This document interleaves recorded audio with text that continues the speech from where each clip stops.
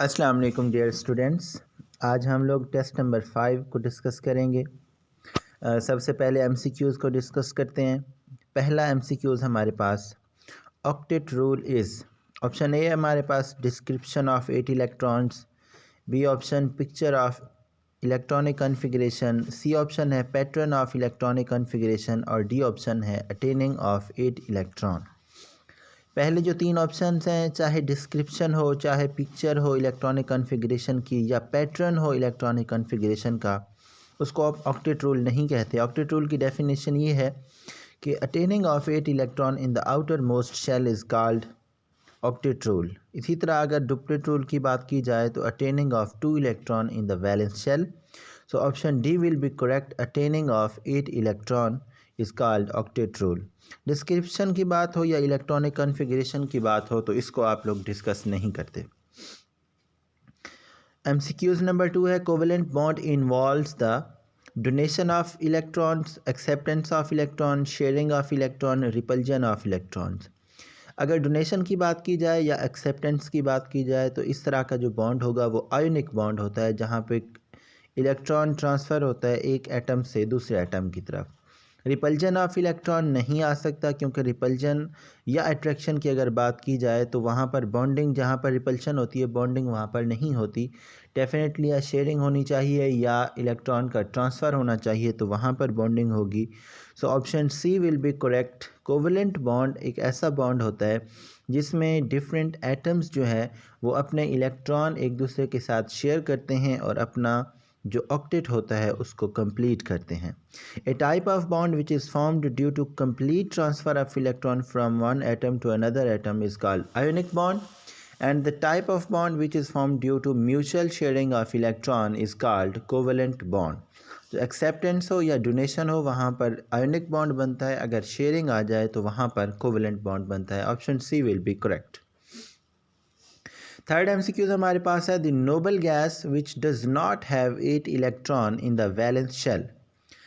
Helium के पास कितने इलेक्ट्रॉन होते हैं? 2 इलेक्ट्रॉन होते हैं। नियॉन के पास 8 इलेक्ट्रॉन होते हैं, मुकम्मल होती है। आर्गन के वैलेंस शेल के अंदर 8 इलेक्ट्रॉन होते हैं। जीनॉन के वैलेंस शेल के अंदर 8 इलेक्ट्रॉन होते हैं। सिर्फ वाहिद हीलियम वो नोबल गैस है जिसके वैलेंस शेल के अंदर 2 इलेक्ट्रॉन होते हैं और ये डुप्लेट रूल को फॉलो करती है।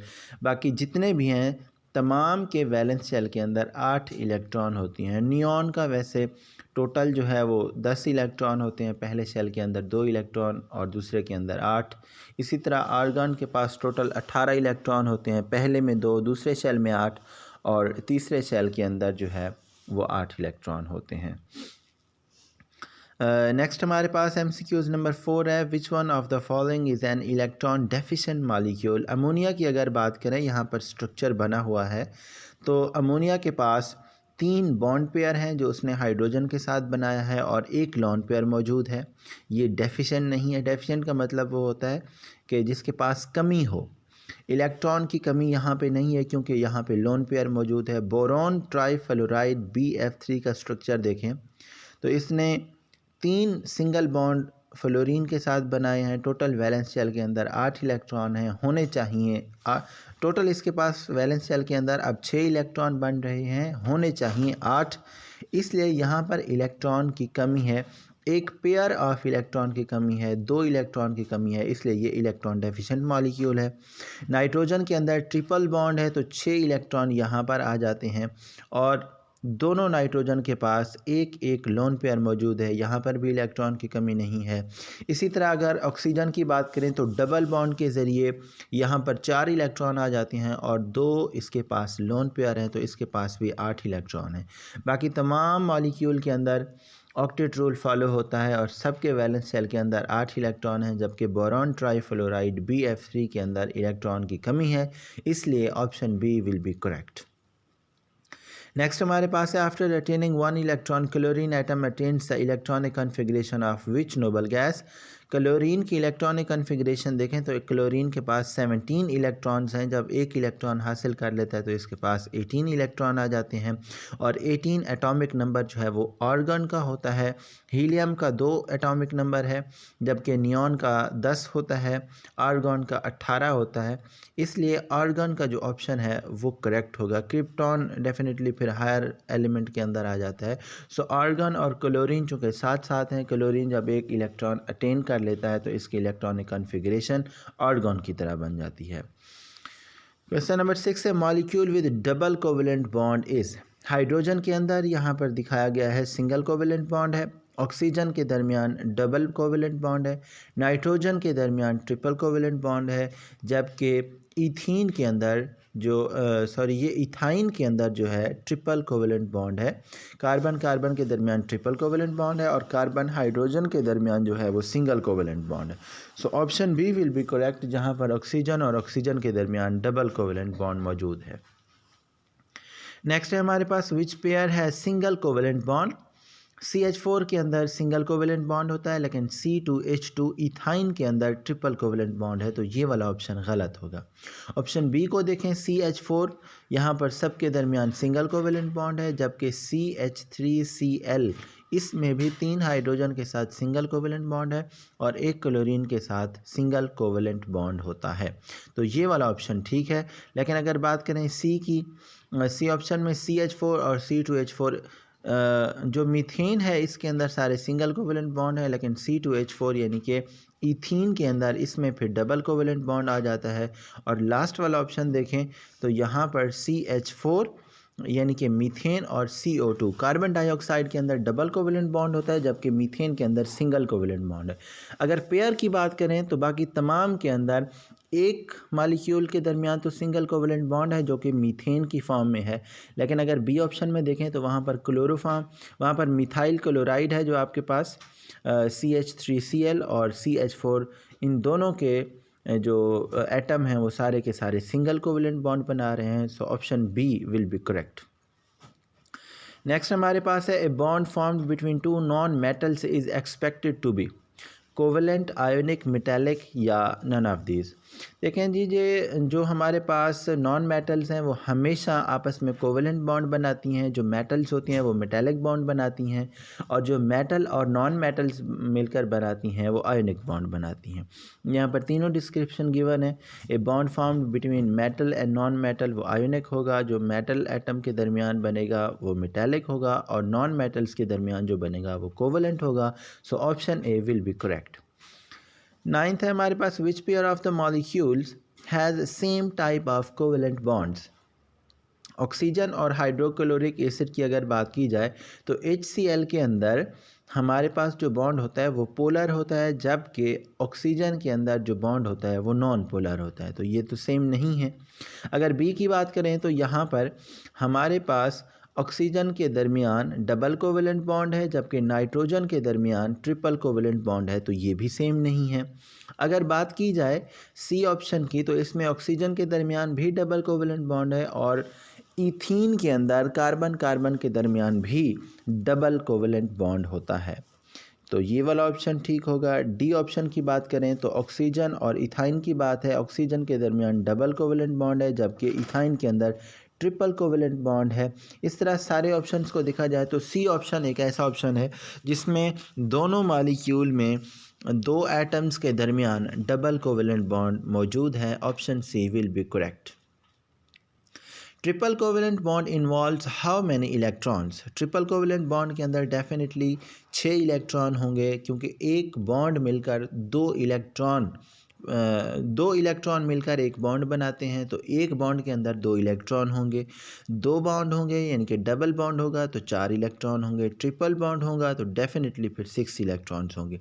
अब नाइट्रोजन के दरमियान ट्रिपल कोवेलेंट बॉन्ड पाया जाता है, इसलिए यहाँ पर 6 इलेक्ट्रॉन्स होंगे, या इसके अलावा कहीं पर भी अगर ट्रिपल कोवेलेंट बॉन्ड पाया जाता है तो उनमें जो नंबर ऑफ़ इलेक्ट्रॉन्स इन्वॉल्व होते हैं वो 6 होंगे।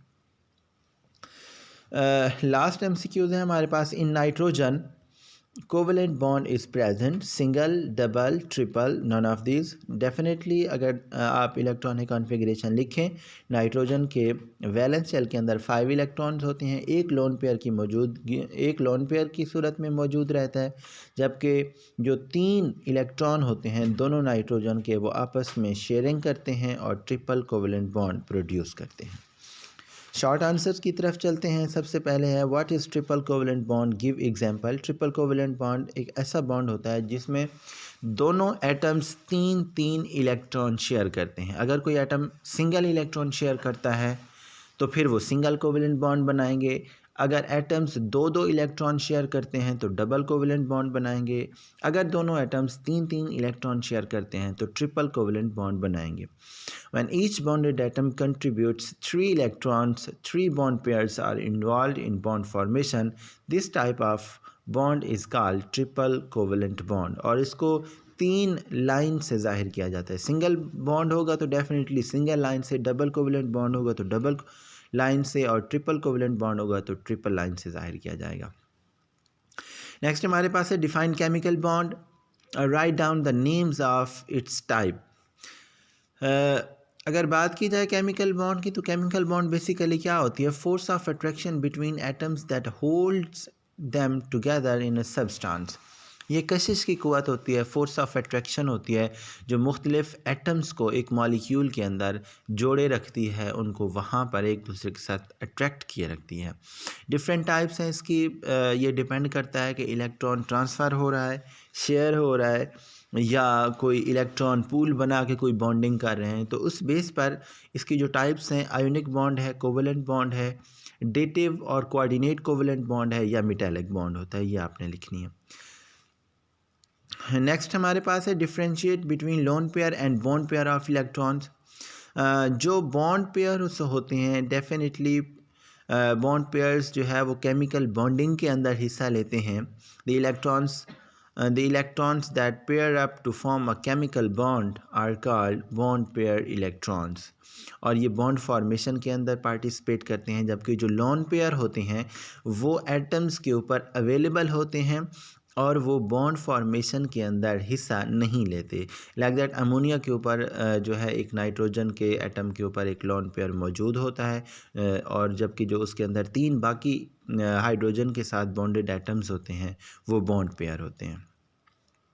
नेक्स्ट हमारे पास है what is the difference between duplet rule and octet rule. Definitely octet जो है वो 8 उसका मतलब होता है, जबकि डुप्लेट का मतलब 2 होता है। ऑक्टेट रूल का मतलब ये है कि attaining of 8 electrons in the valence shell, that is called octet rule, and similarly attaining of 2 electrons in the valence shell is called duplet rule. Duplet rule के अंदर आप हीलियम की एग्जांपल लिख सकते हैं, जबकि ऑक्टेट रूल के अंदर आप नियॉन की और आर्गन वगैरह की एग्जांपल लिख सकते हैं। लेवेस स्ट्रक्चर डायग्राम शो करनी है मीथेन की एंड इथीन की। मीथेन का फार्मूला होता है CH4, जबकि इथीन का फार्मूला होता है C2H4। और ये भी याद रखें कि ये जो लेवेस स्ट्रक्चर है, इसका मतलब है कि आपने इलेक्ट्रॉन्स को जाहिर करना है क्रॉस और डॉट की मदद से। यहाँ पर ये डेफिनेशन भी बताई गई है कि लेवेस स्ट्रक्चर को आपने किस तरह से जो है रिप्रेजेंट करना है। ये एक मेथड है बॉन्डिंग को शो करने का, जिस तरह यहाँ पर गिवन है। हाइड्रोजन का एक इलेक्ट्रॉन है जिसको डॉट से जाहिर किया गया है, और इसी तरह कार्बन का जो 4 इलेक्ट्रॉन है वैलेंस शेल के अंदर उसको क्रॉस से जाहिर किया गया है। दोनों के दरमियान सिंगल बॉन्ड बनता है और मीथेन बनती है। इसी तरह आगे जो है कार्बन की बॉन्डिंग और हाइड्रोजन की बॉन्डिंग शो की गई है। जो भी एटम जितने इलेक्ट्रॉन शेयर करता है आप उसको क्रॉस से या डॉट से, ये याद रहे कि दोनों को आप डॉट से जाहिर ना करें ताकि उनके दरमियान डिफ्रेंशिएट कर सकें आप लोग। एक को आप क्रॉस से जाहिर कर दें और दूसरे को डॉट से जाहिर कर दें। लॉन्ग क्वेश्चन हमारे पास है define coordinate covalent bond and explain it with 2 examples. Coordinate covalent bond एक ऐसा बॉन्ड होता है जिसमें एक atom pair of electron donate करता है। अगर आयोनिक बॉन्ड की बात करें तो वहाँ पर सिंगल इलेक्ट्रॉन शेयर होता है, जबकि यहाँ पर पूरे का पूरा जोड़ा पेयर हमारे पास जो है इलेक्ट्रॉन का एक एटम शेयर करता है और दूसरा उसको एक्सेप्ट करता है। जो एटम इलेक्ट्रॉन देता है उसको डोनर कहा जाता है, और जो एटम इलेक्ट्रॉन पेयर एक्सेप्ट करता है उसको एक्सेप्टर कहा जाता है। यहाँ पर लोन पेयर बॉन्ड पेयर को बताया जा सकता है, और डोनर और एक्सेप्टर को बताना ज़रूरी है। अमोनिया और हाइड्रोजन आयन की एग्जांपल बहुत फेमस है, यहाँ से इसको एरो के साथ आप ज़ाहिर करें और ये एग्जांपल बनाएं। इसी तरह अमोनिया और बोरॉन ट्राईफ्लोराइड BF3 की एग्जांपल बहुत फेमस है। ये दो एग्जांपल्स लिखें और लाजमी लिखें। एक एग्जांपल लिखेंगे तो सवाल जो है वो मुकम्मल नहीं होगा, क्योंकि ये लॉन्ग क्वेश्चन आपका 5 नंबर का है, तो कम से कम इसकी दो एग्जांपल्स लिखनी ज़रूरी हैं। बाकी इसकी डेफिनेशन लिखें, डोनर एक्सेप्टर का कॉन्सेप्ट लिखें, लोन पेयर लिखें, और ये आपका सवाल मुकम्मल हो जाएगा। नेक्स्ट हमारे पास है define covalent bond, explain single and double covalent bond. Covalent bond एक ऐसा बॉन्ड है, हमने अभी डिस्कस किया है, कि जहाँ पर म्यूचुअल शेयरिंग ऑफ इलेक्ट्रॉन्स होती है बिटवीन द एटम्स, और अगर दोनों एटम जो इलेक्ट्रॉन शेयर कर रहे हैं वो एक एक इलेक्ट्रॉन शेयर करते हैं तो आप उसको सिंगल कोवेलेंट बॉन्ड का नाम देते हैं। दो दो इलेक्ट्रॉन शेयर करते हैं तो डबल कोवेलेंट बॉन्ड का नाम देते हैं। तीन तीन इलेक्ट्रॉन शेयर करते हैं तो आप उसको ट्रिपल कोवेलेंट बॉन्ड का नाम देते हैं। और तमाम की आपने एग्जांपल्स लिखनी है। हाइड्रोजन क्लोराइड HCl है, CH4 मीथेन है, हाइड्रोजन का एटम है, क्लोरीन का मॉलिक्यूल है। इन तमाम के अंदर सिंगल कोवेलेंट बॉन्ड है। जबकि ऑक्सीजन की एग्जांपल आप लिख सकते हैं, ईथीन की एग्जांपल आप लिख सकते हैं, जिसके अंदर डबल कोवेलेंट बॉन्ड प्रेजेंट होता है। और इस तरह से आप ये लॉन्ग क्वेश्चन जो है इसको कंप्लीट करेंगे। अल्लाह ताला आपका हामी और नासिर हो। Thank you very much and अल्लाह हाफिज़।